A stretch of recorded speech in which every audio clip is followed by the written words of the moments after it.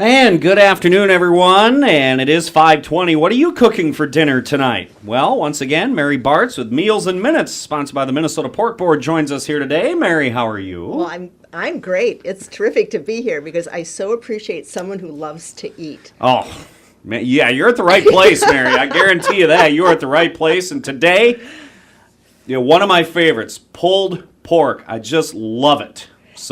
And it's a recipe that we've used with the slow cooker. So this will be ideal for dinner tomorrow night, as it needs a long cook time. And what I love about slow cookers is the set it and forget it approach. Nothing beats walking in the door and that aroma reminding you that dinner is done. Now, today's recipe begins with a boneless pork butt shoulder, about 5 pounds. Now, this cut is inherently less tender as it comes from heavily exercised muscles. The low heat setting, moist environment, and the long cooking time are needed to soften the muscle fibers and connective tissue, resulting in melt-in-your-mouth deliciousness. Now, the prep time for this recipe is well under 10 minutes. So let's get started. I've got my roast here ready to go. I'm going to combine the rub ingredients.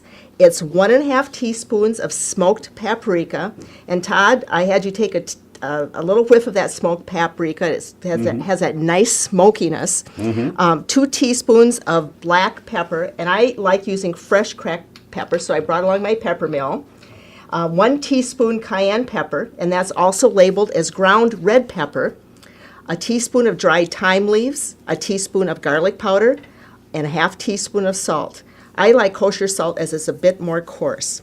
And I like to rub, or really crush the ingredients, rub them between my fingers to break down the thyme leaves and ensure that all the ingredients are evenly blended.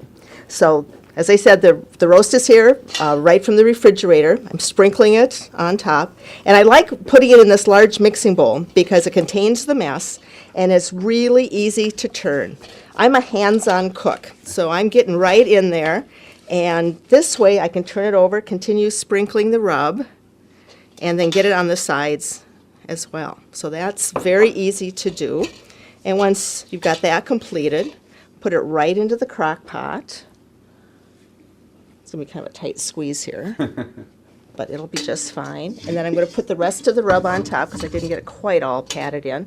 And then it's just adding a cup of water. And then put on the lid and turn it to low for 6 to 8 hours or high for 4 to 5 hours until the pork is very tender.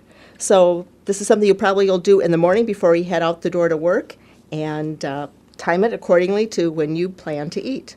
Now, a couple extra tips here. Number 1, keep the lid on the slow cooker.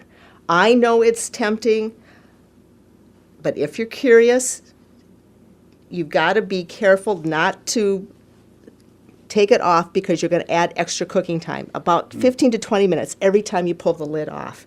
So I know it's really hard, but each slow cooker appliance varies. It depends on the capacity and it depends on just the engineering of the heat source.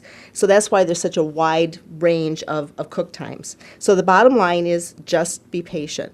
One little trick I've learned is with the slow cookers that have the round top, you can turn the top to try to get the condensation to dissipate, and sometimes you can have a better view inside the crock pot. But again, just avoid taking the lid off the top of the crock pot.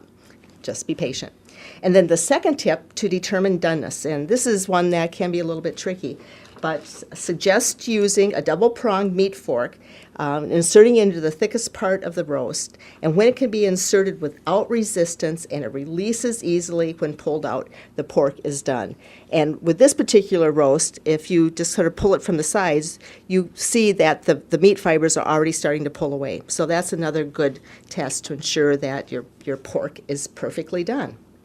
So then, using a spatula or tongs, remove the roast from the slow cooker, place it on a cutting board, and I like to let it rest for about 10 minutes. And that's basically just to let the roast cool down for easier handling, because that's where the pulled part comes in. I mean, you really are pulling the muscle fibers apart. And I like using a couple forks, and you're pulling along with the grain of the meat, and that's where you get the beautiful chunks or strings. You can serve the pork immediately or return the meat to the juices in the slow cooker to keep warm. And that's what we've done today. I cooked the pork previously and had it refrigerated, and we've just reheated it, so it's nice and moist and juicy. Today we're serving the pulled pork on whole wheat buns, topped with barbecue sauce and coleslaw. And I've been informed that the official sampler today prefers his coleslaw on the sides, so that's what we've done. Either way, it's your own personal preference. Today I made fresh coleslaw, shredded the cabbage into long strips, shredded the carrots, and added my favorite bottled coleslaw dressing. You certainly can use ready-to-use cabbage, which tends to be more coarsely chopped, or even pick up coleslaw at the deli. And I also added some crunchy dill pickle spears.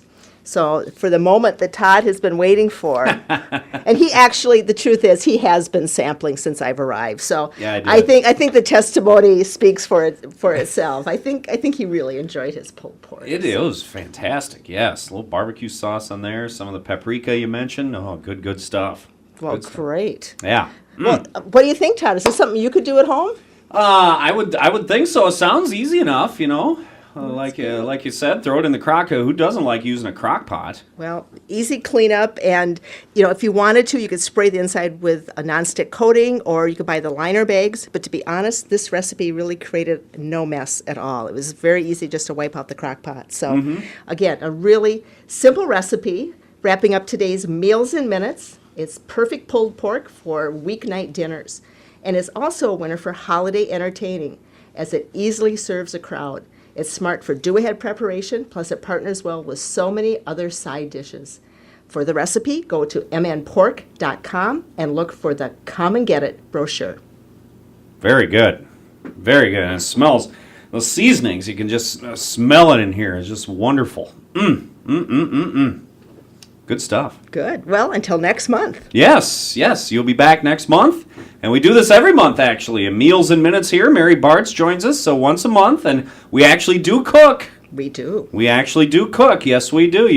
And we do eat on the air as well. Yes, we do. You have the sandwiches right there. They're right over to the side over here, mocking me, I might add. So I guess I didn't realize that when you take the cover off to check what you're cooking, it adds that amount of time. It really does. And, it's a long cook time range. So if you're adding another 15 to 20 minutes every time you pull the lid off, you're extending your time. So usually if, the meat and the capacity of a slow cooker is the right proportion, there really is no need to remove the lid. I mean, some recipes will have you add vegetables or other ingredients near the end of cooking. That's to preserve the integrity of those vegetables, and that's part of the recipe, and that's part of the timing that's been tested. So I guess the bottom line is just follow the recipe and keep the lid on. There you go. So what about the seasonings that you use, too? If you don't have them readily available and you don't want to maybe go out and make the special purchase, what can you do? What I would suggest, there are so many fabulous rubs that are already marketed, a couple different national brands, local brands. Check the spice aisle at the store or the barbecue aisle. Really, it's a customization of whatever flavoring you like. That's the beauty of rubs. So I think that'd be another approach to take with this recipe. All right. And you really don't need a thermometer to check for the doneness of the meat? No, because of this low, slow cooking, you really are cooking this particular cut until it's well done. So that's not critical for checking the doneness. It's just that long cooking time. So all right. Just as we'd be braising or pot roasting or stewing, you're cooking it till it's well done. So no need to check. Fantastic. Mary, thank you. Thank you. It was fun, Todd. All right, very good. We'll see you in a month. Definitely. Mary Bartz, Meals in Minutes here on KNUJ, and Mary joins us again once a month. It's sponsored by the Minnesota Pork Board.